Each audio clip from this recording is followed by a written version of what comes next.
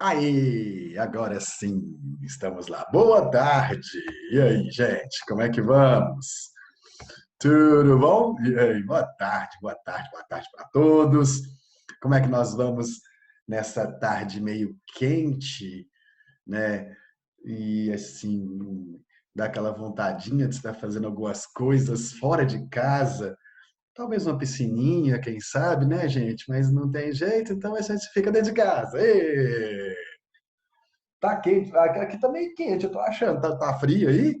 Nossa, essa noite fez friozinho, mas agora à tarde tá meio quente. Tô achando meio quente. Gelado? Gente, me manda para esse lugar que você tá. Adoro frio. Nossa Senhora. Gente, hoje o meu querido Roberto está ali deitadinho. Ele, inclusive, colocou a mantinha dele sobre ele, né? Eu não sei se tem jeito de mostrar, daqui a pouco eu vou virar o computador para ver se eu consigo mostrar. Tá certo? Então, hoje nós teremos como assistente um dos meus bichinhos imaginários. Né? O bichinho real está dormindo, então hoje vocês conhecerão, né? Apenas os alunos que foram alunos meus no primeiro ano, e eu acho que aqui ninguém foi aluno meu no primeiro ano, mas os que foram alunos meus no primeiro ano conhecem o Otacílio. Uhum. O Otacílio é o meu dinossauro de estimação, é verdade. Ele veio hoje para dar um oi para vocês.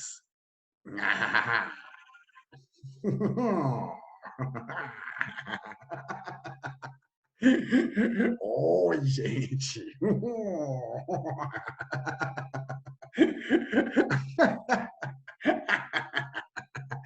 Ele tem, ele tem um amigo, só que o outro amigo não cabe na minha mão porque não dou conta de calçar ele na mão. Calçar na mão, isso é uma catacrese. É, porque a minha outra mão está ocupada, né? Mas tem aquele também. É. Então, hoje nós vamos de assistentes dinossauros. É, isso mesmo. Para, né, descontrair um pouco a sua tarde. É verdade. Que, de acordo com o João, não está quente. Aqui tá. É verdade. Beleza. Então tá. Beleza. Deixa o Otacílio e o Astolfo aqui do lado. Pronto, estão ali do lado. Vamos lá então, meninos. Bom, primeira coisa, hoje a gente começa a falar sobre proposta de intervenção. Yay! Né? Daqui a pouco eu vou falar um pouquinho sobre isso de você fazer proposta de intervenção como algo que provavelmente vai ser a sua primeira nota 200 garantida em competências, certo? Vai ser a primeira que você vai conseguir fixar, né, uma sequência de 200 e provavelmente a que você tem mais chance de tirar 200 no Enem. Por quê? Porque de todas as competências ela é a menos complexa. Por que ela é menos complexa? Porque ela tem regras. E se você, a partir do momento que você entender as regras da proposta de intervenção e você já tiver a sua noção sobre o que é um projeto de texto, você entender que o que está no seu texto tem que estar amarrado, você entendendo essas duas coisas, você entende que a proposta de intervenção tem que ter a ver com o resto do seu texto. E se você entende quais são as regras para a proposta de intervenção e como que isso vai acontecer, né, na prática, acabou. As outras não. As outras envolvem subjetividade, as outras envolvem desenvolvimento de opinião, as outras envolvem um monte de coisa. Na verdade, as duas competências mais fáceis de tirar nota 200 são a competência 5 e a competência 4. Porque na competência 4 também existe a questão, se você entende, né, a ideia do raciocínio concatenado, bonitinho, que você entende que tudo que você vai colocar tem que estar é, é, é, ligado, né, de forma coesa, né, você vai usar os operadores argumentativos, você vai usar os conectivos, né, aí você vai entender que cada parágrafo tem que ter pelo menos um ou dois, né, operadores argumentativos conectivos, né, que entre os parágrafos tem que ter pelo menos 2 dos 4 parágrafos da redação que tem que ter isso. Raul, você vai depois lembrar para a gente essas questões e falar para a gente o que tem que ter na Conversa 4? Sim, mas também é outro que, se você não tem nenhum desvio, se você coloca o entretanto no lugar certo, o pois no lugar certo, ou dentro desse contexto no lugar certo, né? O portanto no lugar certo, né? E isso não trouxer nenhum tipo de dúvida em relação ao sentido que você quer dar para a frase, você também vai tirar nota 200 na competência 4. Tá certo? Então, a 4 e a 5 são as que primeiro, geralmente, o pessoal começa a tirar nota 200. Quais são as mais enjoadas? A 1 e a 3. A 3, exatamente, pela tendência, muitas vezes, de muitos textos de serem mais expositivos do que argumentativos, a construção, a argumentação que a gente tem pegado no pé de vocês, estratégias argumentativas, os desdobramentos argumentativos do parágrafo, desenvolvimento, né? Tudo isso que a gente tem feito tanto, né, ao longo das últimas semanas, isso é um processo de construção, certo? É um processo de construção que depende também, muitas vezes, do tipo de repertório que você tem, de como que você consegue associar esse repertório a periquita, como é que chama aquilo? Né? A tese, ao tópico frasal, certo? E a competência 1, porque, basicamente, gramática, né, gente? É um calo no pé da maioria, né? Principalmente o uso de vírgulas, né? Algumas questões de sintaxe, às vezes, confundem vocês, a questão de períodos longos demais, a questão do uso da crase, né? Então, essas coisas geralmente pegam muito para vocês e é muitas vezes isso que vai tirar ponto seu na redação, né? Eu não canso de falar, você, para melhorar de verdade a sua nota na primeira competência, você precisa, primeiro, muita leitura para melhorar o seu vocabulário, para que você utilize um vocabulário que seja dentro do que se espera de objetividade, é, vírgula, você não precisa saber, você precisa sentir quando usar. ah, se tem de como o senhor colocar um material explicando certinho cada competência? Sim, claro. Na verdade, a ideia era a gente terminar, depois que a gente passasse por todas as competências, né? A gente ia terminar o semestre, finalizando o semestre com esse material das 5 competências. Porém, né? Talvez seja isso que eu vou fazer, porque o que a gente está fazendo aqui, gente, é exatamente trabalhando as competências, né? Então, o que eu quero é que quando a gente tiver falado, né, com material de apoio de todas as competências e tudo mais, que vocês tenham, na verdade, aí eu vou pegar, tá, material da competência 1, chance, tá aqui, ó. Material da competência 2, chance, tá aqui. Material da competência 3, chance, tá aqui, né? E aí você vai reconhecendo nesse material o trabalho que a gente foi fazendo ao longo do semestre. Mas eu vou passar para vocês sim, certo? Sim, sim, sim. Tá bom? Tenho problemas em fazer períodos curtos. Você e a torcida do Flamengo. Tá certo? Mas essa é uma questão que precisa ser muito observada, porque o período longo demais, ele atrapalha muito a competência 1 e atrapalha muito a competência 4, por causa da fluidez do texto, certo? E às vezes atrapalha, inclusive, a própria competência 3, porque se o texto fica confuso, ele atrapalha a coerência. E se atrapalha a coerência, a clareza de ideias, né, você acaba sendo prejudicado também na competência 3. Quando der falta de ar, coloca vírgula. Ai, ai. Gente, não tem jeito assim. Ó, é muito difícil pensar o que pode ser útil para vocês para pegar essas coisas que sempre trazem problema, tipo acentuação, uso de crase, vírgula. Eu aprendi na base da repetição. Sabe isso que você faz com física, química e matemática? Você faz exercício, exercício, exercício, exercício em cima de aplicação de regra. Gramática você tem que fazer isso também. Estuda a regra, a teoria de vírgula e depois mete bronca em cima de exercício de vírgula. Né? Por quê? Porque você vai entender que naquele lugar não tem vírgula porque não se coloca vírgula entre um sujeito e um predicado. Se você souber essa regra e você sabe o que é um sujeito e o que é um predicado, você vai saber que ele não pode ter vírgula. Certo? Você vai saber que aquele elemento que você inseriu no meio da frase funciona como um aposto. E o aposto, no meio da frase, tem que vir entre vírgulas. Então, é você colocar, é você testar, testar, testar a partir do estudo das regras, como qualquer outra ciência, certo? Como qualquer outra ciência. Você precisa praticar, praticar, praticar a partir do estudo da teoria. Gramática é a mesma coisa, gente. tá certo? Então, fica aí uma dica, porque cada vez mais é a competência 1 que tem trazido, né, a dificuldade. Esse pessoal que tira 960, 980, geralmente tira 160 ou 180 na competência 1, certo?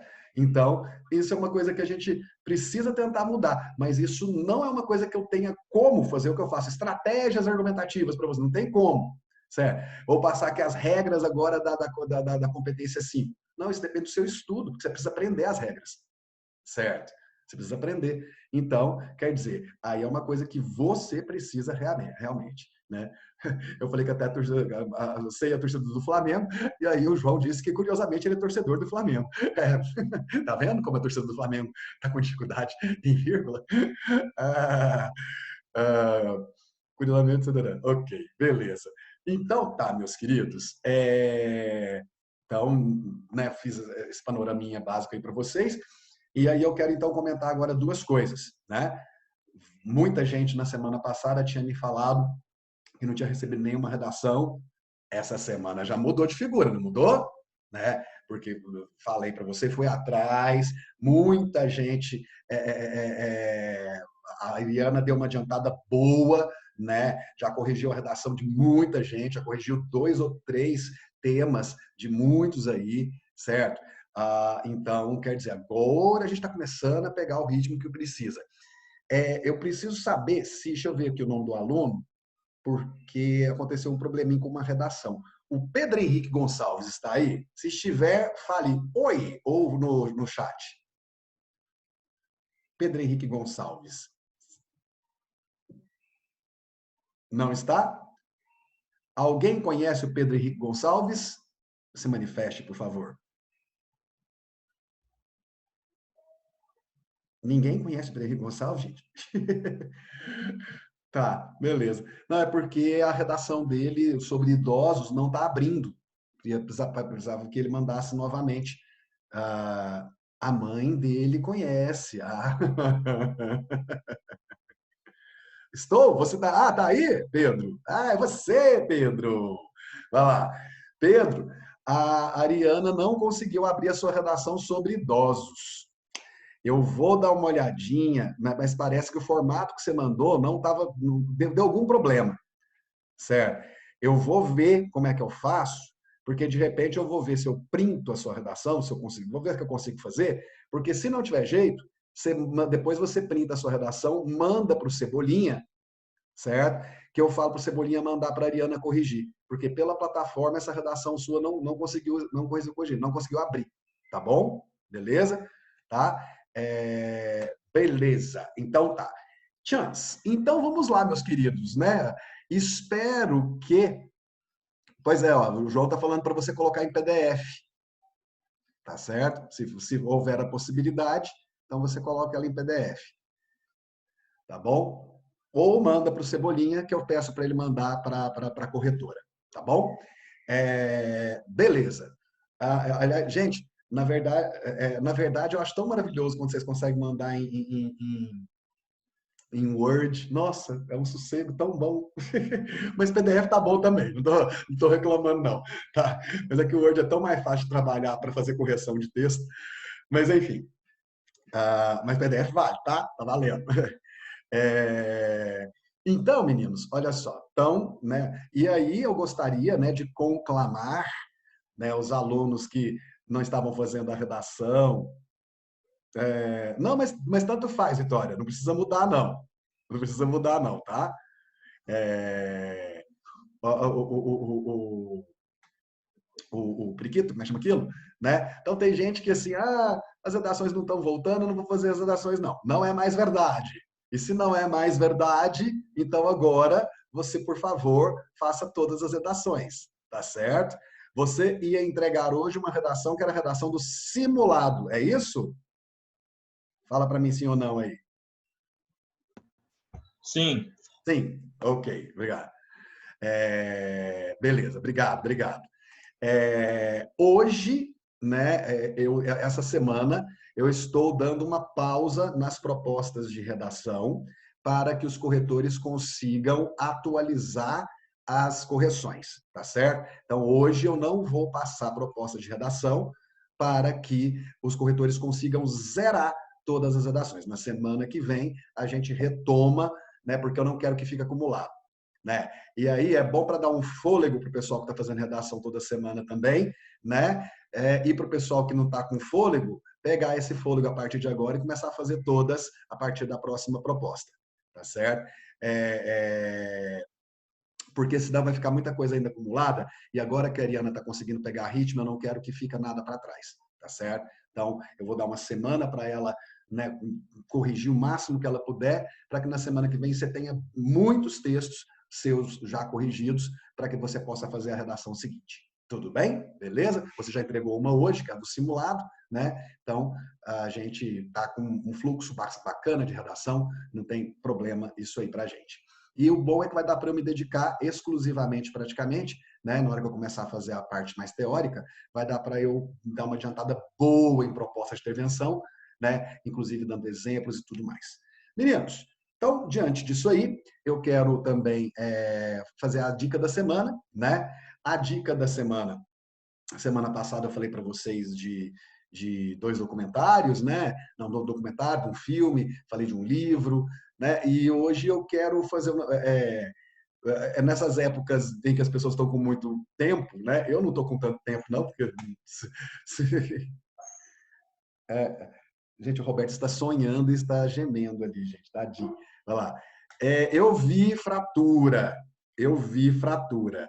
E eu vou dizer para vocês o seguinte: eu não sei se eu comentei com vocês um filme chamado Um Contratempo. Está na Netflix e é desses filmes que tem uma reviravolta, uma coisa assim, um filme excepcional. É um filme espanhol chamado Um Contratempo, né? Quem puder, assista que você vai cair com o queixo no chão. Né? Não, na verdade, seu queixo vai cair até o chão, você vai ficar de pé, né? Porque senão quer dizer que você levou um tombo e não é legal, tá certo? Assista Um Contratempo, tá bom? Eu vi o Fratura. Eu achei o clima do filme legal e tal, só que, João, eu descobri no meio. No meio eu saquei. No meio do filme eu falei, é isso, isso, isso. Aí para mim não foi tão legal, né? Por eu disse. Aí tem uns periquitos aqui falando, esse filme é perfeito, já assisti, muito bom, né? Que assistiram o, o Contratempo, né? A Samira assistiu 18 Presentes, bonito, né, Samira? Belo filme, né? Então, massa, chance.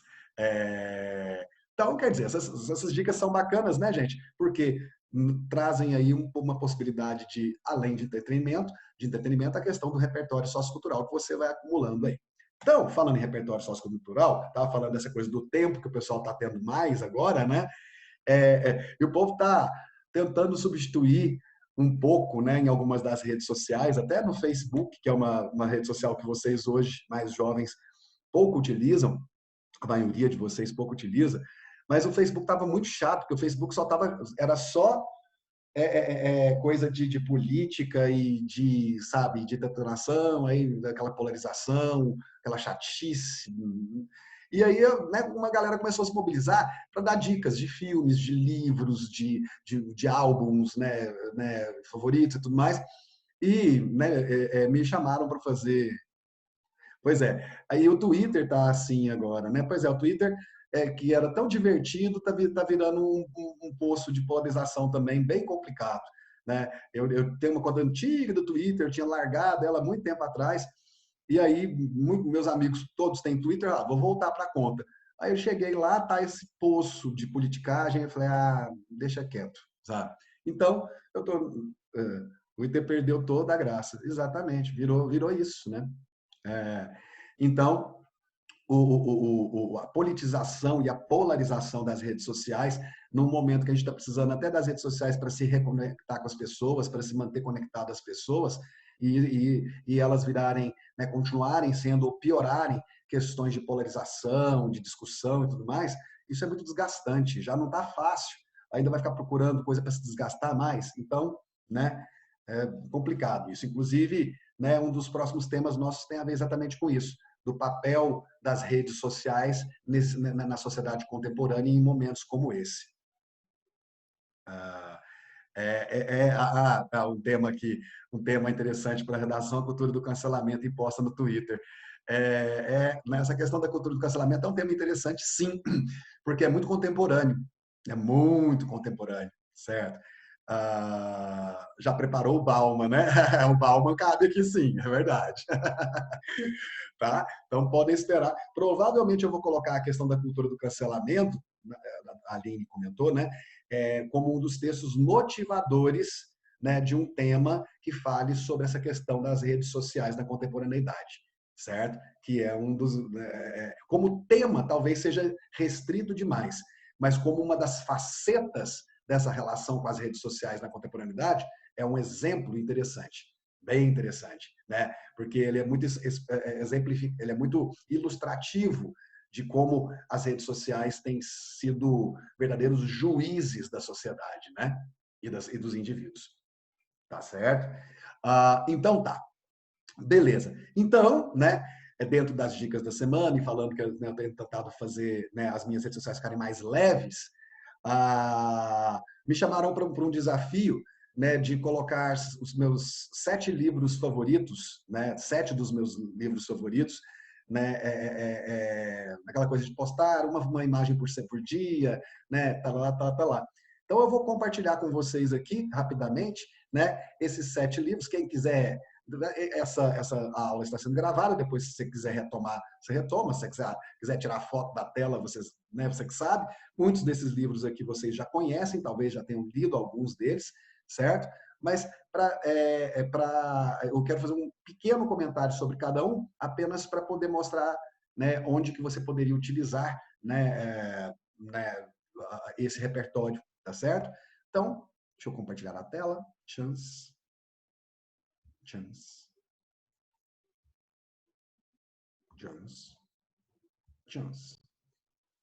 Então, vamos lá. Aqui nós temos, primeiramente, eu quero falar deste livro, né? E não sobrou nenhum, né? Por que que eu coloco esse livro entre os meus livros favoritos? Porque a Agatha Christie, gente, ela tem um grande mérito na minha vida. A Agatha Christie, ela me ensinou a gostar de ler, certo? Eu me lembro, né, isso foi muito mérito da minha mãe, certo? Eu me lembro que a Agatha Christie, que minha mãe, quando eu tinha 10 para 11 anos de idade, a minha mãe me deu um livro dela para ler chamado Morte no Nilo, Morte sobre o Nilo.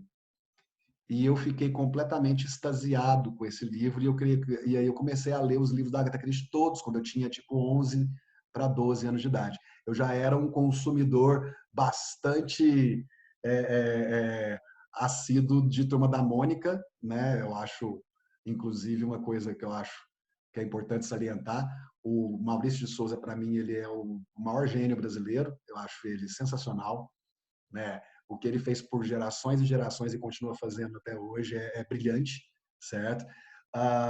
Então, eu aprendi, né, a gostar de ler, né, me estimulava a criatividade, me estimulava, né, como criança, a, a turma da Mônica e tudo mais. Sempre quis ser amigo do Cebolinha a vida inteira, né? E aí, e aí na literatura o que veio, né, me pegar foi a Agatha Christie. O João está perguntando se eu já li Um Pressentimento Funesto da Agatha Christie. Já, é muito legal, é muito bom, é muito bom. E então, meninos, deixa eu só ver um negócio aqui. Just share computer sound, optimize screen sharing for video clip. Tá, share. Vocês continuam me ouvindo, né? Tá, é normal. Se tá só tela é porque eu esqueci de fazer um negócio aqui. Então, esse Não Sobrou Nenhum, eu me lembro que quando eu li, eu fiquei completamente maluco. É uma das histórias mais famosas da literatura, né? É uma história que conta, né, são 10 pessoas que vão ser convidadas por alguém que eles não conhecem, eles recebem um convite, né? Nós estamos falando aqui da primeira metade do século XX, então chega pelo correio, chega esse convite para que eles passem o final de semana numa casa que fica numa chamada Ilha do Soldado, né? Essa Ilha do Soldado é um lugar muito recôndito, assim, e que é muito difícil chegar, porque a variação das marés faz ficar muito difícil chegar lá. Né? Tem alguém falando alguma coisa aqui? Já vi muitas pessoas fazendo um paralelo desse livro com a manipulação. É, exatamente. Olha que legal, que interessante isso.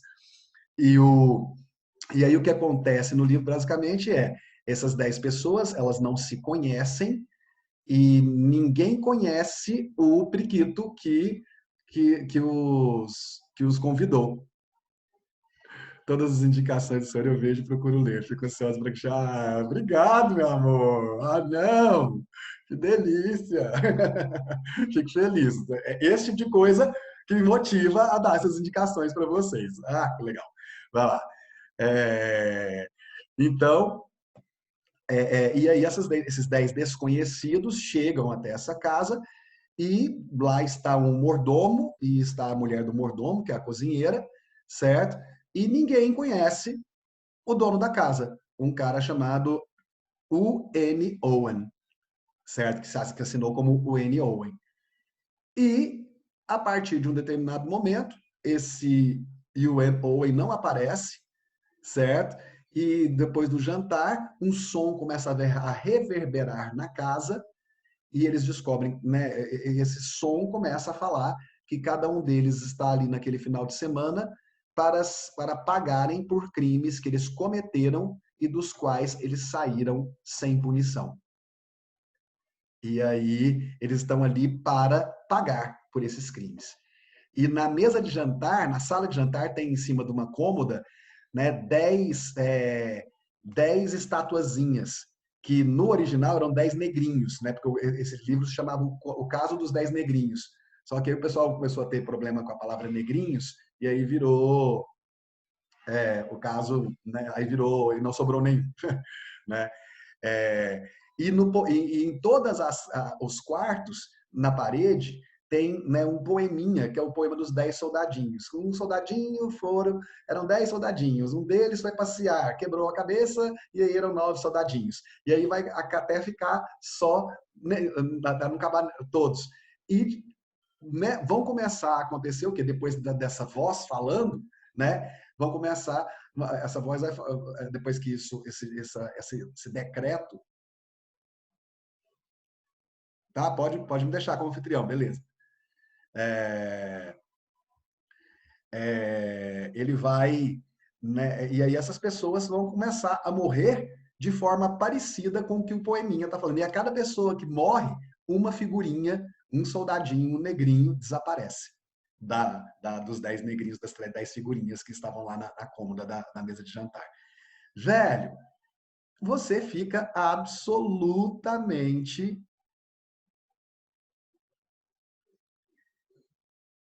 Tá, você me avisa, tá, joia? Ah, você fica completamente assim, atônito, porque toda hora você acha que é uma pessoa, certo? Então, a fluidez narrativa da Agatha Christie, a maneira como ela consegue te envolver, é aquele tipo de leitura que você não consegue parar. É por isso que ela formou milhões e milhões de leitores mundo afora, inclusive esse que vos fala. É fácil achar e não sobrou nenhum. Qualquer Submarino, a Amazon, você acha tranquilo, tá certo? É um dos livros mais famosos dela, e numa pesquisa que fizeram faz uns 2, 3 anos, ele foi votado como o livro favorito, né, da Agatha Christie pelos fãs da Agatha Christie. Vale lembrar, gente, que a Agatha Christie ela é a autora mais vendida da história da literatura. Né? Os livros da Agatha Christie já venderam mais de 3 bilhões de cópias. A única coisa que vendeu mais do que a Agatha Christie no mundo é a Bíblia, pra vocês terem uma ideia. Tá certo? Então ela é uma meio que unanimidade mundial, certo? Ela já morreu, né? Ela morreu no finalzinho da década de 70, certo? Mas é um gênio essa mulher. Ela é um gênio. E é delicioso, né? A literatura dela é deliciosa, uma coisa perfeita. Então tá aí, e não sobrou nenhum, primeira dica, né, dos meus livros favoritos. A segunda dica é esse, que se eu tivesse que escolher um livro na minha vida, provavelmente seria esse, certo? O Apanhador no Campo de Centeio, a história de um garoto de 17 anos chamado Holden Caulfield, meu personagem favorito na literatura. Eu tenho um desenho que foi imaginado, né, por alguém que fez na internet, um desenho desse personagem, que eu já guardei esse desenho porque eu quero fazer uma tatuagem, né, desse personagem, para vocês terem uma ideia do tanto que eu amo, né, esse livro. E que basicamente é a história de um garoto que é expulso do colégio, né? É o terceiro colégio do qual ele é expulso em 2 anos, e isso na virada dos anos 40 para os anos 50, e ele está completamente perdido e ele não quer chegar em casa com a notícia, com os pais tendo a notícia de que ele foi expulso do colégio de novo. Então, ele vai deixar a carta de expulsão chegar em casa e depois ele vai para casa quando a poeira já estiver baixada. E aí ele vai andar, ficar 3 dias em Nova York sozinho, com o dinheirinho que ele tinha, certo? Fazendo. A grande questão não é as coisas que ele vai fazer, é o que ele está pensando enquanto ele está fazendo essas coisas. São as coisas sobre ele que vão sendo demonstradas a partir do momento em que ele vai nos contando, né, pedaços de coisas que aconteceram com ele ou que ele está sentindo naquele momento.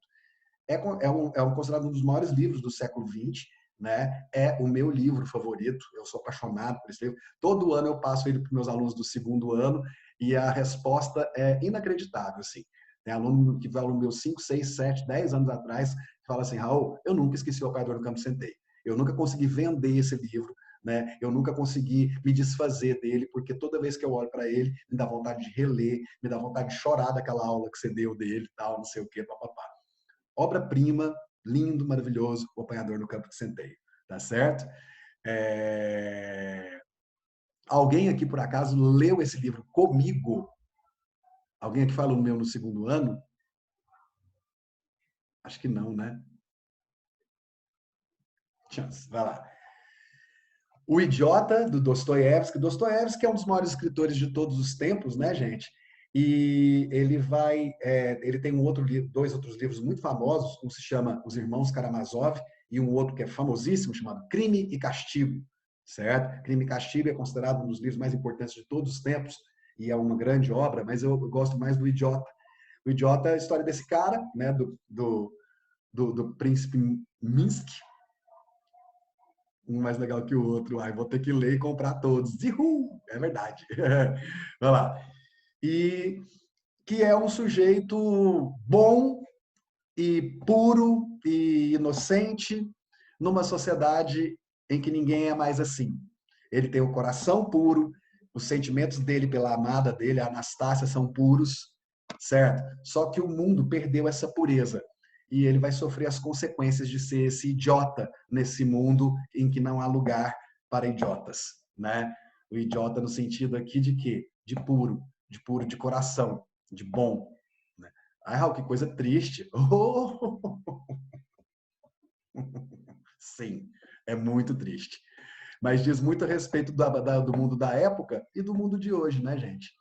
O mundo de hoje, com esse cinismo todo, né, com tantas pessoas querendo sempre, né, tirar vantagem de outras, né, as pessoas estão preocupadas, na verdade, com aparência e com tudo mais, né? Onde é que há espaço para pureza? Onde é que há espaço para a verdade no mundo de hoje? Então, é uma literatura que, apesar de ser um livro de 1869, né, é um livro que fala do homem contemporâneo também, certo? E que faz uma reflexão muito, muito dolorosa sobre quem somos, né, como espécie humana e como indivíduos, tá certo? O Idiota, obra-prima absoluta e tudo mais. Sai daí esse negócio aqui para poder... Aí, é chance. Esse, Grandes Esperanças, é outro clássico, né, lá do século XIX. É um outro livro com o qual eu me identifico demais. Eu gosto de personagens que se defrontam com a dureza do mundo. Eu adoro isso. Né? O Apanhador no Campo de Centeio tem isso, o Idiota tem isso, e o Grandes Esperanças tem isso, ao contar a história de um jovem chamado Pip, pobre pra caramba, que mora no meio do nada no interior da Inglaterra. O futuro dele é um futuro, provavelmente ele vai aprender a ser ferreiro, como o tio dele é. Os pais dele morreram, ele é um órfão, né? E um dia ele está passeando lá na parte pantanosa, na beira tipo de um deck, de um porto, de um negócio assim, muito interiorzão, muito deserta a coisa. E ele vê uns policiais correndo atrás de alguém e, de repente, ele se assusta com alguém pegando na canela dele. Alguém que estava dentro da água segura a canela dele. E ele vê que esse cara está acorrentado, né? E esse cara é... O senhor tem alguns dos livros em PDF, professor? Eu tenho que olhar. Esses aqui eu tenho todos de verdade, assim, chance. Mas esses livros todos têm em PDF, tá? Porque todos são livros um pouco mais antigos, né? Então todos têm em PDF. Eu sei disso porque são livros que eu já comentei em sala de aula com meus alunos de literatura e todo mundo já procurou PDFs dele e já encontrou, deles e já encontrou, tá? De verdade, chance. Vai lá. Então, e aí esse cara, né, segura a canela e fala para ele buscar uma serra de metal, né? E para ele não falar nada para ninguém, porque se ele fizesse alguma coisa, que ele ia matar esse menino. E esse menino desesperado, né? Com medo, tal, em vez dele fugir, ficar lá fugido e contar para todo mundo, ele vai ficar com tanto medo que ele vai buscar lá na oficina do tio dele, que é um ferreiro, ele vai buscar uma serra de metal e vai entregar essa serra de metal para esse cara, né? Vai entregar essa serra e esse cara vai sumir. E o Pipo vai ficar super impressionado com essa situação, volta para casa, não conta nada para ninguém, certo? No meio da noite, ele fica pensando, né? Esse cara tá lá, né? Deve estar com frio e com fome. E ele vai e pega uns pães e algumas coisas da cozinha, enrola isso num pano e deixa lá no deck, lá no pier, né? Onde ele tinha tido esse encontro com o cara. No dia seguinte, ele mal consegue dormir. No dia seguinte, ele vai lá, ele percebe que o cara tinha pego a comida, tinha ficado só o pano, né? Mas o cara já tinha ido embora de lá. É normal não gostar de ler em PDF, parece que é mais prazeroso. Eu detesto ler em PDF. Eu só leio em PDF quando não tem jeito, certo? Quando não tem jeito. Assim, tem algumas vantagens, tipo assim, no PDF você pode fazer marcações e coisas assim que ajudam, né, assim, porque eu não vou ficar marcando meu livro, né? Apesar de eu marco assim com post-it e tudo mais. Mas assim, eu prefiro o papel, né? Abrir o papel, marcar a página, tudo isso é muito ritualístico, eu gosto muito mais. Vai lá. Então, meninos, olha só, tem gente que gosta. Vai lá. Então, vai acontecer, esse menino se apaixona desde criança por uma moça que trabalha, uma menina que mora numa casa próxima. Beleza. O que eu tenho que fazer para botar você de host? Eu não sei, de anfitrião. Você vai lá no meu nome, lá nos participantes, você vai em mais e coloca como anfitrião. Ai, meu Deus, eu vou lá nos nomes, peraí. Eu tenho que ir lá naquela telinha que tem todo mundo, então. Isso. Uh, Pode continuar dando sua aula, depois Make você. host. Botei. Do you want to change the host to X? Yes. Pronto. Valeu, garoto. Vai lá. Vai lá. Então, cadê eu? Aqui. Então, meninos, né, e esse Pip vai se apaixonar por uma menina que ele conhece que mora numa grande casa, que é essa casa que aparece aí, uma casa decadente, que pertence à senhora Havisham, né, que mora lá com a sobrinha, a Stella, essa menina. E, desde o princípio, Stella e Pip vão ter uma relação, assim, de cumplicidade e tudo mais. Mas a senhora Havisham é muito louca. Ela acredita que a Stella tem que conquistar o Pip para depois o quê? Para depois decepcioná-lo, para depois partir o coração dele. Porque é isso que as mulheres fazem, né? É isso que as mulheres têm que fazer, porque o coração delas é partido o tempo todo pelos homens. Então você percebe que é uma mulher recalcada e que quer que a sobrinha, né, vingue de alguma maneira as coisas que ela passou, senhora Havisham. Então, e aí a história vai, depois esse Pipo vai descobrir que ele é herdeiro, né? Que ele é herdeiro e que ele vai sair daquela pobreza e aí ele vai para Londres, certo?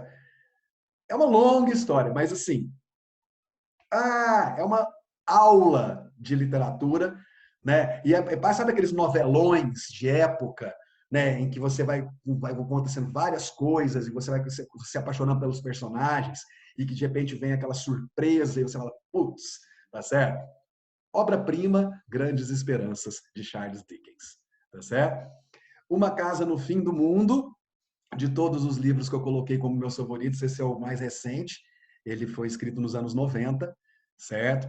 Eu achei interessante essa legenda que alguém colocou aqui, que é o cara da Newsweek, não, News não sei das quantas, um crítico, né, de resenha literária, colocou um mapa do território emocional contemporâneo. Ou seja, é um livro que vai falar sobre as emoções do ser humano na época contemporânea. Contado por 4 personagens em primeira pessoa. Cada capítulo é um personagem que conta, né? O Jonathan, a Claire, a Alice e o Bob. Né? É maravilhoso, é um livro fácil de ler e é um livro que faz a gente pensar muito em o que são as relações. É um livro perto dos anos 2000, né? O que são as relações entre as pessoas num mundo tão em transformação como esse nosso que a gente está vivendo. Maravilhoso. Virou filme e tal. O filme não chega nem aos pés do livro, mas é maravilhoso. Deixa eu andar rápido, porque senão a gente fica muito...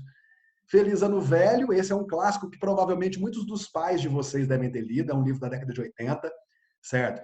Foi o primeiro livro nacional que eu falei, caramba, que coisa sensacional. Eu tinha acho que 11, 12 anos de idade, era pré-adolescente, tinha 12 para 13, certo? E que conta a história real, né, desse jovem chamado Marcelo Rubens Paiva, né, o Marcelo Rubens Paiva, filho de um cara chamado Rubens Paiva, que era um cara muito politizado à época da ditadura militar e que vai ser uma das pessoas que vão sumir, né, que vão desaparecer depois de terem sido chamadas para depor nos departamentos lá de interrogatório da época da ditadura militar. Certo? Isso realmente aconteceu, né? A busca pelo corpo dos restos mortais do Rubens Paiva, né, foi uma busca que durou décadas. A mulher dele, mãe do Marcelo Rubens Paiva, né, criou grupos de apoio para mulheres para mães que perderam filhos e maridos durante a ditadura, que ficaram desaparecidos. Quando teve um negócio no Brasil chamado Comissão da Verdade, que mandou os militares da época responsáveis por depoimentos e por, enfim, aprisionamento de prisioneiros políticos, né, descobriu-se indícios de onde, né, estariam os restos mortais de Rubens Paiva, né, e conseguiram achar os restos mortais dele. Né? Então, a história parte do Marcelo, ainda criança, quando o pai é levado e nunca mais volta, até o momento em que ele, adolescente, estudante na Unicamp, pula, bêbado, com os amigos, numa cachoeirinha que ele estava, ele resolve dar de ponta de uma pedra e bate a cabeça numa pedra e fica paraplégico. Certo? Então, é esse Marcelo contando a sua história, né? Agora paraplégico, desde a infância, quando o pai some, até o que ele vive nesse momento em que ele se tornou um jovem, né, que não consegue andar. É um dos livros mais engraçados que eu já li na minha vida e um dos livros mais comoventes que eu já li na minha vida, certo? É maravilhoso, tá? Feliz Ano Velho. E para finalizar, é aquele livro, gente, que se você não... Apesar de... O problema de Dom Casmurro é que ele sempre é muito associado à escola. As pessoas sempre associam Dom Casmurro demais à escola, tem que ler na escola, tem que ler na escola, né? Na verdade, gente, esse é o melhor livro nacional já publicado, né? É uma coisa, uma obra-prima absoluta, um livro que é muito doido pensar que esse cara escreveu esse livro em 1899 e, no entanto, ele consegue fazer do livro quase que se fosse um livro baseado em cenas de cinema, porque os capítulos são todos pequenininhos e eles vão se dando sequência como se fosse uma sequência de novela ou de cinema, isso antes do cinema ser alguma coisa. O cara era tão para frente, o Machado de Assis, que ele consegue nos dar uma dimensão de uma narrativa em movimento, como se fosse quase cinematográfica, num livro de 1899. E o cara, nós temos aí o que, gente? 121 anos que permanece o maior mistério da literatura brasileira e um dos maiores mistérios da literatura mundial. Capitu traiu ou não traiu Bentinho, né? Não é qualquer obra que consegue ir para a eternidade, criando essa aura de mistério, sendo considerado um dos livros mais, né, bem feitos jamais escritos. Quem nunca leu Dom Casmurro, gente, precisa ler, certo? Precisa ler, porque não é uma literatura do final do século XX ou do século XXI, Então, às vezes, você vai estranhar uma ou outra coisa, mas é um livro que, pelo amor de Deus. Raul, e você tem uma teoria sobre Capitu ter traído ou não? Eu tenho uma certeza que no momento certo, na hora que tiver tempo, eu vou mostrar para você se Capitu traiu ou não. E baseado em evidências, em teorias reais, oficiais, e que você vai falar assim, é verdade, tá bom? Então, tem aí 7 dicas para vocês, esses são 7 dos meus livros favoritos. E é isso, periquitos, é verdade, tá? Bom, procurem, né, pelo menos um deles ou 2 deles, né? Porque são todos livros que valem muito a pena. E se você ler algum deles, você me fala, Raul, li, quero comentar. Eu comento com você, a gente, né, faz esse trabalho aí. Tá bom? Bora lá? Chance! Queridos, eu tô... Alô? É o Gustavo que tá comigo ali? Sim, meu querido. Gustavo, eu estou sem poder compartilhar a tela. Não é possível? O que é isso? Isso não pode acontecer. Pronto, agora Dá uma deu. olhada aí. Onde eu tenho que ir? Proposta de intervenção 1. Vamos lá. Espera aí, tem alguém que eu escrever alguma coisa aqui.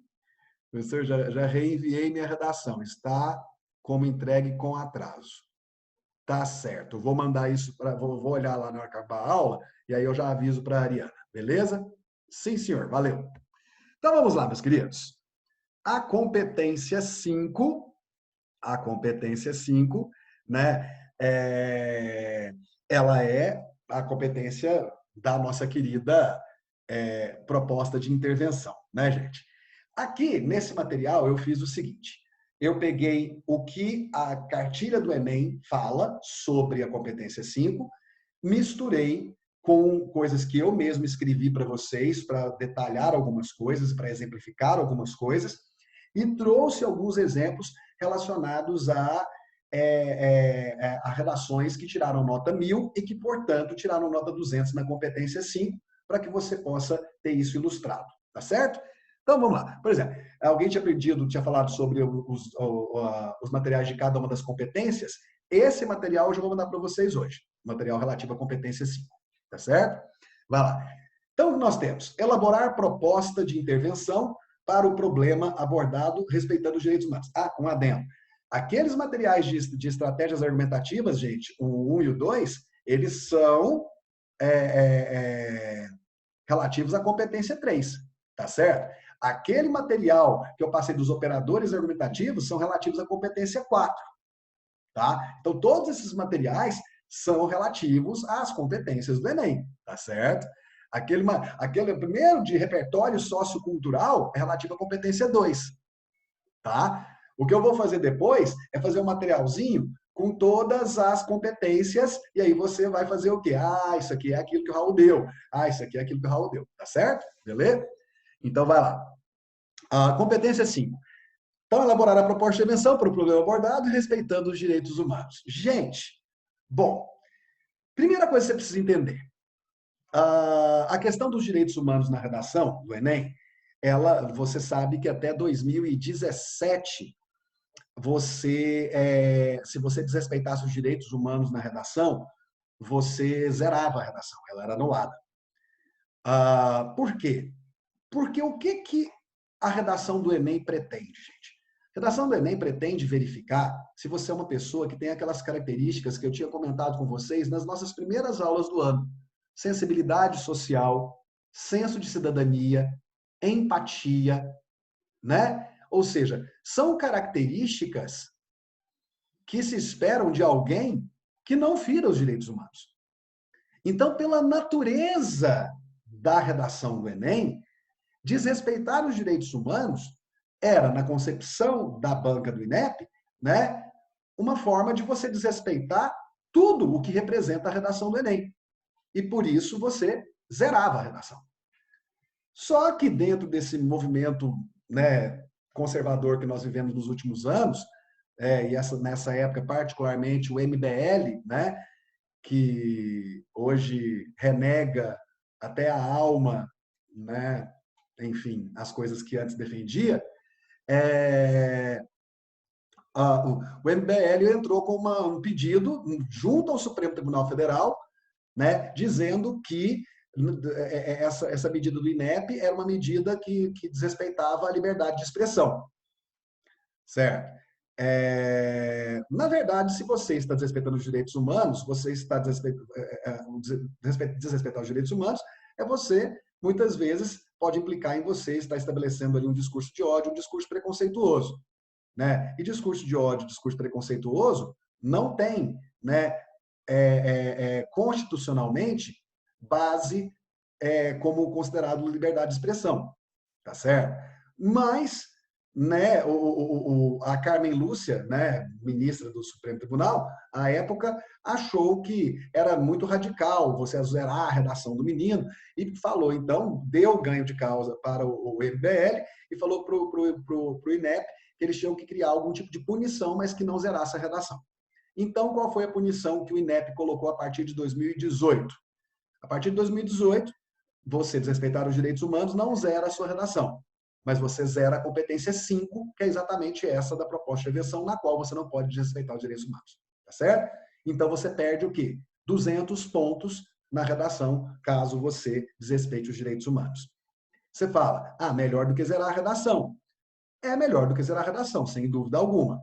Mas você perder 200 pontos em uma redação, gente, por conta de desrespeito aos direitos humanos, eu garanto para você que você não vai perder só esses 200. Porque se você está desrespeitando os direitos humanos, a sua argumentação provavelmente vai estar capenga. Muito provavelmente. Porque você está indo contra todo o discurso que o Enem representa. Então, você vai estar falando coisas que vão contra essa visão social. Então, você vai perder pontos na competência 3, na argumentação. Certo? Então, quer dizer, é uma bola de neve. E se você não perder nada, 200 pontos já te tira de qualquer páreo, meu querido. Se você ia tirar 880, você vai para 680. Esquece o páreo no qual você estava. Tá? Então, obviamente, você não pode desrespeitar os direitos humanos. Tá? Não é só por causa da redação do Enem, é porque você não deve fazer isso como um ser humano. Tá bom? Né? Conseguiram colocar na nossa cabeça, ou na cabeça de muita gente, infelizmente, que direitos humanos é coisa de gente de esquerda, de não sei o quê, não sei o quê. Como a própria palavra está dizendo, de direitos humanos. Tá? Direitos humanos. Não é direito de petralha, não é direito de nada disso. Tá bom? Então, olha só. O quinto aspecto a ser avaliado no seu texto é a apresentação de uma proposta de intervenção para o problema abordado que respeite os direitos humanos. Propor uma intervenção para o problema apresentado pelo tema significa sugerir uma iniciativa que busque, mesmo que minimamente, enfrentá-lo. Então, gente, eu preciso que você entenda que a sua proposta de intervenção deve ser composta por algo que represente uma iniciativa. Você não pode chegar e colocar uma coisa genérica, completamente vaga, tipo, alguém precisa fazer alguma coisa, certo? Ou o governo tem que tomar medidas, e você não fala que medidas são essas, certo? Eu preciso de uma iniciativa que busque, para aquele problema específico, tentar minimamente enfrentar esse problema, tá certo? Então, essa parte da iniciativa é fundamental que você entenda. Não é chegar e colocar qualquer coisa, você precisa pensar em uma ação de enfrentamento para o problema. É importante ressaltar que as provas de redação do Enem normalmente abordam temas complexos, muitas vezes problemas de difícil resolução, de ordem social, científica, cultural ou política. Por isso, você pode apresentar as mais diversas formas de intervenção, desde uma sugestão de combate até uma solução efetiva da questão em foco. Então, desde você falar que as escolas podem fazer tal coisa e tal coisa, né, até você, de repente, criar um plano, né, dar nome para esse plano, falando que esse plano deve ser construído de tais e tais ações, né, quer dizer, as duas coisas são válidas, né, desde que elas sejam o quê? Desde que elas sejam pertinentes ao combate ao problema, ao enfrentamento do problema que você está colocando. E se eu falar algo cumprindo todas as regras, mas que já está em ação, por exemplo? Né? Você pode colocar algo que está em ação né, como uma ação sua? Pode. Mas aí você tem que ter consciência de que você precisa falar. É necessário, portanto, que as políticas públicas voltadas para tal coisa sejam aprimoradas. Certo? Então, quer dizer, isso já existe, mas... então já existe política pública para isso, beleza. Mas o problema persiste? Sim. Então, o que eu tenho que fazer com essa política pública? Aprimorá-la, para ela ser mais eficiente. Porque o problema persiste. Então, você pode, sim, colocar ações que já existem, desde que você tenha consciência de que elas não têm sido suficientes, né, desde que elas não tenham sido suficientes para combater o problema. E elas não têm sido, porque você está discutindo o problema, então o problema persiste. Beleza? Tá certo? Então, tá. Por isso, você pode apresentar as mais diversas soluções. Em foco. Elaborar uma proposta de intervenção na prova de redação do Enem representa uma ocasião para que você demonstre seu preparo para o exercício da cidadania. Olha a expectativa do INEP em relação ao perfil do cara que vai entrar nas universidades públicas do Brasil. Esse cara, né, o INEP quer que você demonstre ter senso de cidadania, que você tenha noção de sensibilidade social, empatia. Gente, isso aí, né, eu falei para vocês nas primeiras aulas, isso não é o que eu penso como professor, não, gente. Né? Eu também acho que isso é necessário para você como ser humano. Né? Mas isso aí é do INEP, tá? É o INEP que está falando. A expectativa que eles têm é essa, né? De que você seja um sujeito capaz, né, de demonstrar que você é capaz de exercer essa cidadania, atuar na realidade em consonância com os direitos humanos. Essa é a expectativa deles. Tá bom? Olha só. Você deve usar seus conhecimentos desenvolvidos ao longo de sua formação para a produção de um texto, é o repertório sociocultural, né? No qual, além de se posicionar de maneira crítica e argumentar a favor de um ponto de vista, argumentação, competência 3, você possa indicar uma iniciativa que interfira no problema discutido, proposta de intervenção. A proposta de intervenção precisa estar relacionada ao tema. Então, gente, tem que ficar muito claro para o leitor, para o avaliador, que o que você está propondo na sua proposta de intervenção está claramente, explicitamente ligado ao problema que você discutiu, abordou na sua redação. Então, as propostas de intervenção, elas estão totalmente ligadas à tese. Porque o que é a tese? A tese não é a evidenciação dos problemas e aquilo que você acha que precisa ser feito para combater o problema? No desenvolvimento, você vai fazer 2 parágrafos exatamente defendendo e argumentando e analisando essas questões que você colocou na tese. Então, agora, na proposta de intervenção, você tem que atacar exatamente essas coisas que você desenvolveu e que você apresentou. Certo? Então, a proposta de intervenção precisa estar relacionada ao tema e integrada ao seu projeto de texto, o que eu acabei de falar. Né? Seu projeto de texto foi fazer D1 e D2 em cima das 2 partes da tese, para evidenciar o problema, discuti-lo, analisá-lo e mostrar a importância de combatê-lo? Então tá, agora onde você vai colocar a ação de combate, isso aí tem que ter a ver com o que você colocou no seu projeto de texto, ao longo do seu texto.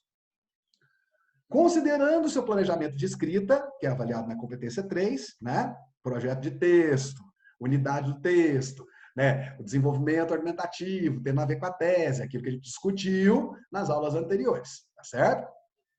Sua proposta deve ser coerente em relação à tese desenvolvida e aos argumentos utilizados, ok? Já que expressa sua visão, como autor, das possíveis soluções para a questão discutida. Assim, é necessário que a intervenção apontada responda aos problemas discutidos por você, mostrando-se articulada ao seu projeto de texto. Resumindo o que eu falei. Tá certo? Ao redigir seu texto, busque apresentar uma proposta concreta, específica ao tema e consistente com o desenvolvimento das ideias. Isso aqui é o resumo da ópera. Certo? A sua proposta tem que ser concreta, não pode ser alguém tem que fazer alguma coisa.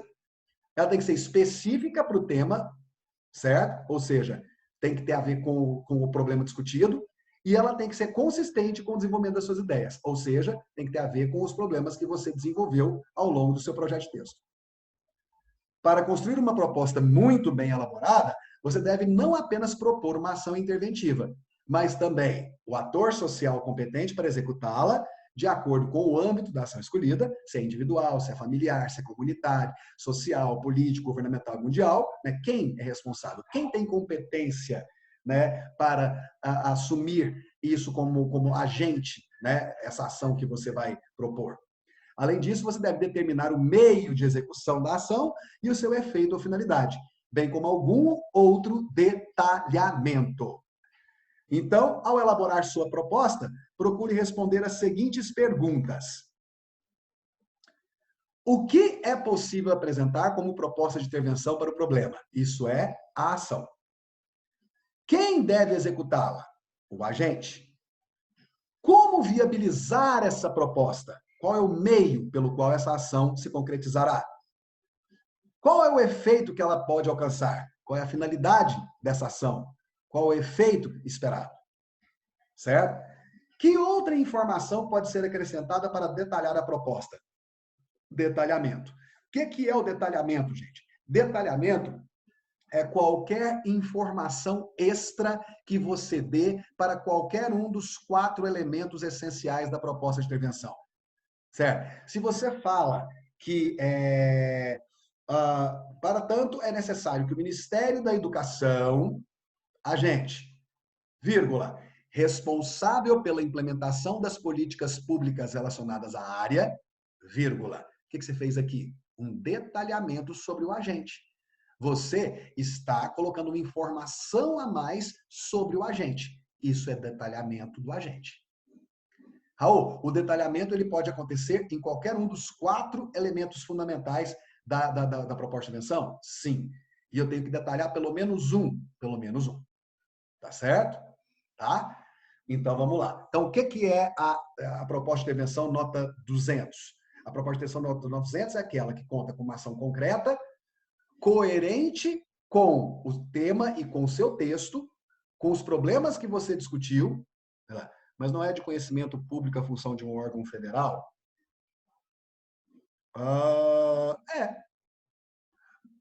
Não é de conhecimento público a função de um órgão federal? Né? Mas você não tem que colocar coisas inéditas na proposta de intervenção. Tá certo? Essa é uma questão que o pessoal muitas vezes confunde. O pessoal acha que precisa ser uma coisa super inédita que ninguém nunca ouviu falar. Não, hipótese alguma. Desde que aquela informação que você colocou seja compatível. Né? Por exemplo, se eu fosse colocar o Ministério da Educação e colocasse esse detalhamento, né, que é o órgão responsável pelas políticas públicas, né, é porque em algum momento na minha redação eu coloquei, provavelmente no final do meu D1, no meu D2, que uma política pública relacionada àquela questão específica sobre educação é necessária. E aí, então, o que eu vou estar colocando quando eu falo, né, do Ministério da Educação responsável pela implementação de políticas públicas? Eu estou dialogando com o que eu falei que era necessário lá no desenvolvimento. Olha o projeto de texto, as coisas ligando uma às outras, certo? O que é isso aqui? A gente não vai poder olhar agora. Tá certo? Just aqui. Sim, entendi. Beleza. Então, tá. Beleza. Então, mas aí, gente, vem uma coisa que é super importante, que é a questão da relevância, né? Você vai colocar uma informação a mais que seja relevante àquilo que você discutiu, tá certo? Professor, a necessidade de ser nessa sequência ou fora dessa ordem está errado. Não é necessário. Professor, como eu devo retomar o repertório da introdução da conclusão? Vou falar no finalzinho aqui desse material. Tá, repertório na conclusão, vou mostrar para vocês. E a necessidade de ser nessa sequência? Não há necessidade de ser nessa sequência, mas essa sequência é mais fácil, tá, gente? Qual, Raul? Mais fácil, sequência de todas é agente, ação, meio, finalidade. Essa é a que não te deixa em dúvida nunca. Porque você começa naquele esquema. Né? É necessário, portanto, para que a questão da seja combatida de forma efetiva, é necessário que o Ministério da Educação realize uma campanha para lá. Então, primeiro foi o agente, agora vem a ação, aí vem o meio e a finalidade. Geralmente é assim que você tem mais facilidade de fazer a sequência coerente, né, da proposta de intervenção. Mas não é obrigatório. Você só precisa tomar cuidado para você não se perder. Tá bom? Beleza? Então, tá. É importante ressaltar que essa ação, que a ação deve estar explícita. Né? O que eu falei para vocês, está reiterando aqui, ó. Afirmar que o governo precisa tomar medidas não configura ação na proposta. Eu preciso especificar essa medida. Tá certo? É preciso especificar. Uma estratégia eficiente, tá, gente? Isso aqui, regrinha de ouro, tá, gente?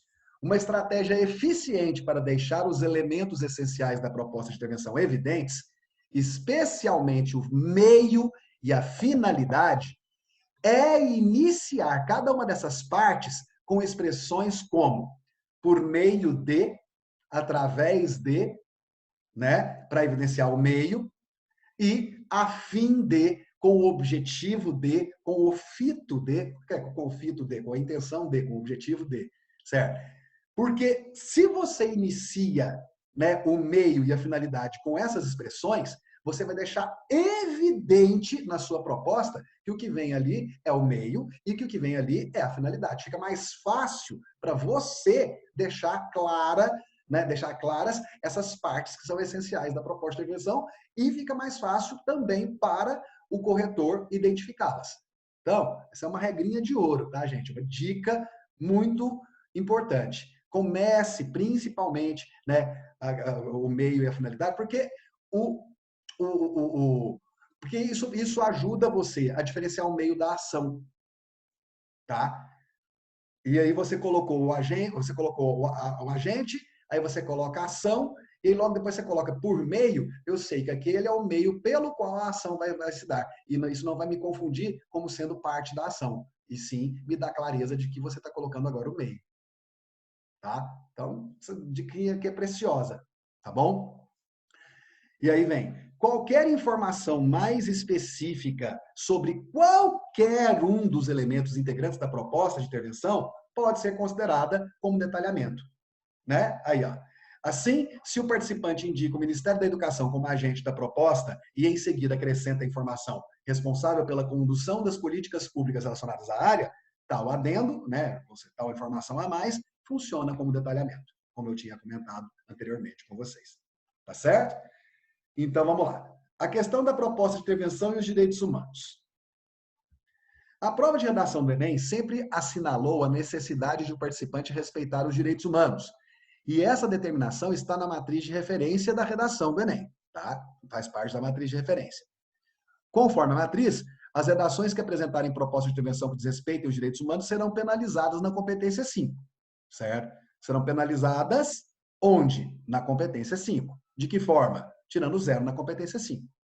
Tá certo? Pode-se dizer que determinadas ideias e ações serão sempre avaliadas como contrárias aos direitos humanos. Então, gente, qualquer ideia que paire sobre isso que vai ser mostrado aqui agora é considerada desrespeito aos direitos humanos. Beleza? Então, olha só, tais como defesa da tortura, tá? Mutilação, execução sumária, qualquer forma de justiça com as próprias mãos, tá? Isto é, sem a intervenção de instituições sociais devidamente autorizadas, governo, autoridades, as leis, por exemplo. Beleza? Você pode até defender ações que sejam, muitas vezes, punitivas, mas isso tem que ser dentro de um Estado que siga leis por meio de suas instituições formais. Certo? Então, esse negócio, por isso que é muito difícil, às vezes, gente, você defender que qualquer pessoa pode ter o direito de andar armada. Porque o risco de você argumentar isso dizendo que o cidadão tem direito de se proteger matando o bandido, que não sei das quantas, estava lá, isso é complicadíssimo de defender numa redação do Enem, gente. Certo? Você não tem função de Estado. Você é um indivíduo, cidadão, que está sujeito às leis. A não ser que fique comprovado uma legítima defesa imediata, de risco imediato, né, em qualquer corte, em qualquer tribunal, você vai ser punido. Certo? E pior não é nem essa questão, a questão jurídica, é a questão da motivação por trás. A motivação por trás de muita gente que acha que tem que estar, que tem direito a estar armado é esse discurso do bandido bom e bandido morto. E e esse discurso é um discurso que desrespeita os direitos humanos. Tá? Então, muito cuidado, tá, gente? Muito cuidado. Então, essas coisas todas são consideradas como desrespeito aos direitos humanos, certo? A incitação a qualquer tipo de violência motivada por questões de raça, etnia, gênero, credo, condição física, origem geográfica ou socioeconômica, ou seja, qualquer forma de preconceito, né? Ou qualquer forma, quando você teve um cara na redação lá dos surdos, né, que colocou que os surdos têm que ser afastados da sociedade, né, porque eles não servem, né, para evitar os problemas que eles têm. Né? E um outro que colocou que tinha que fazer igual a Esparta, que a pessoa, quando ela nasce, ela tem alguma deficiência, ela tinha que morrer. Certo?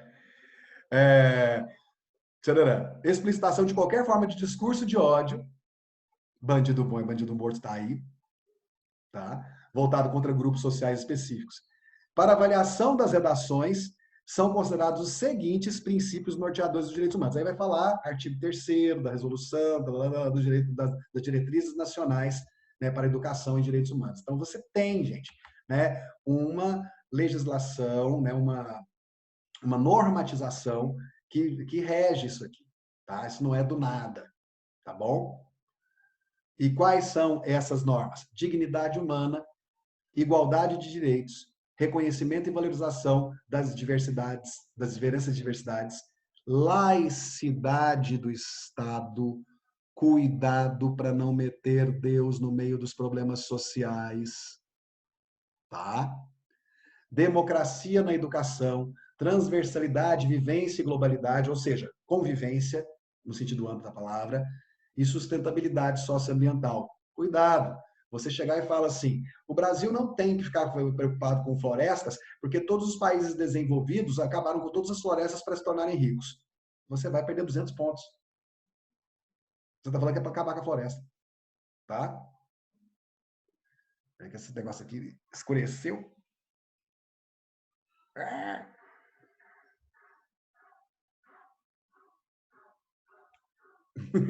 Vai lá, escureceu. Vai lá. Enfim, nossa, escureceu tudo. Vai lá. Ok. Mas, então, continuando, né? A seguir são apresentados alguns exemplos de trechos de redações de participantes do Enem de 2018. Não tem de 2019, porque a cartilha de 2020 ainda não saiu, tá, gente? Mas então tem a de 2019 relativa a 2018. Então, olha só, que tiraram nota 0 na competência 5 por ferirem os direitos humanos. Vale lembrar que a proposta que a redação de 2018 foi aquela que falava da manipulação dos dados, a manipulação do comportamento dos usuários pelo controle de dados na internet, né? Então, beleza. Aí, né, olha só, as notas 0 na competência 5. Para reduzir essa manipulação em determinados locais, deveria ser cortado qualquer sinal de transmissão de internet.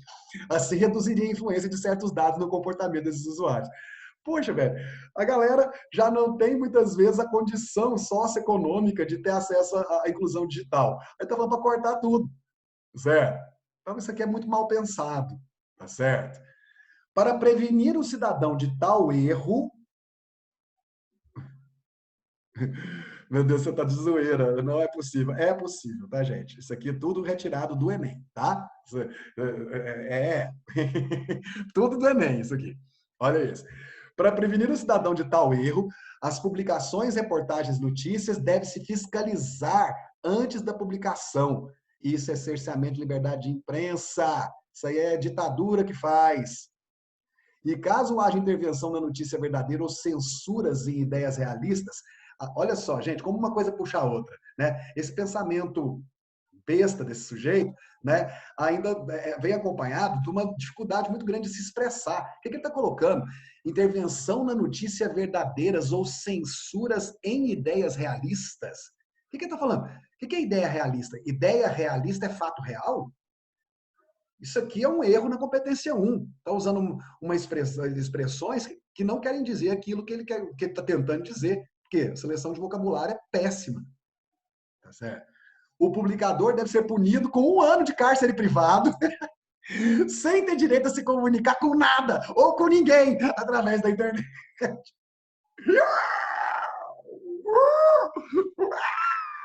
Cadê você? Vai lá. Vamos mais. A Roberta acordou? Temos que aprimorar uma lei, pois quem publica notícias fake será preso ou taxado com multas rescisórias. Também será excluído da sociedade. Tem esse negócio aqui comigo, não. Né? Tudo bem, você pensar numa lei em relação à questão das fake news, isso já, inclusive, tem projeto de lei, né? Tem, né, decisões do STF em relação a essa questão, mas aí, né, aí vem uns trem, multas rescisórias, rescisória de contrato, gente. Que diabo é isso? Né? E aí vem, e também será excluído da sociedade. Gente, é o elefante quando vai morrer que sai da manada, né? Vai lá. Uma solução para o problema é privar a internet para pessoas leigas e analfabetas que se deixam levar por qualquer vídeo e foto vista. Então, mais uma vez, exclusão digital, né? Mais uma vez, exclusão digital. Como se, nesse Brasil que nós estamos vendo, o jeito que está, né, fosse só gente pobre e desinformada, com pouca educação formal, que ficasse acreditando em fake news, né? Como se fosse. Tamo aí. Os carrão nas ruas contra o isolamento social.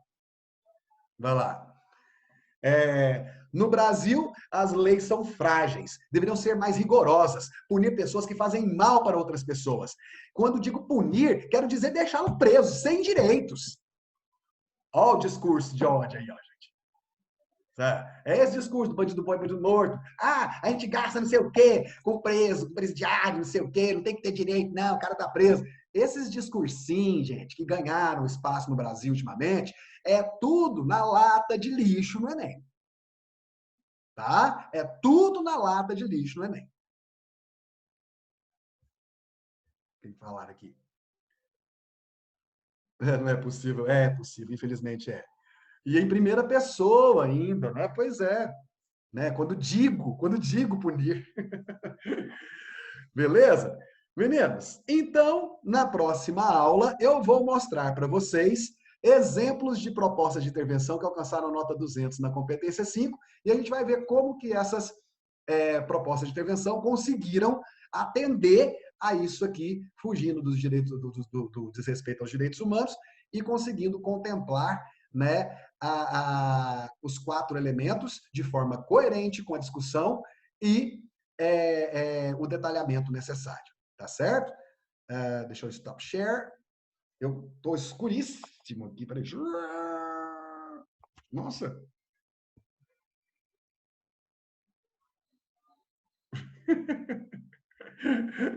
Tá acabando a aula. Olha só. Vai lá. Deixa eu ver o que tem um chat aqui que falou o quê? Deixa eu ver. Professor, supondo que eu coloque uma proposta, por exemplo, aplicar uma lei, mas sem saber que essa lei já existe, eu perco nota? Gente, se você vai pensar em colocar lei, é melhor você se certificar se você conhece as leis relacionadas àquilo, tá bom?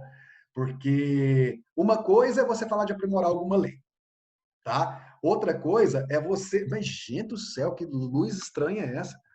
Outra coisa é você, né, falar para criar uma lei se essa lei já existiu. Então, cuidado com isso, né? Então, às vezes, é melhor você falar assim, se você não sabe se existe uma lei em relação a isso, você pode dar uma volta lá.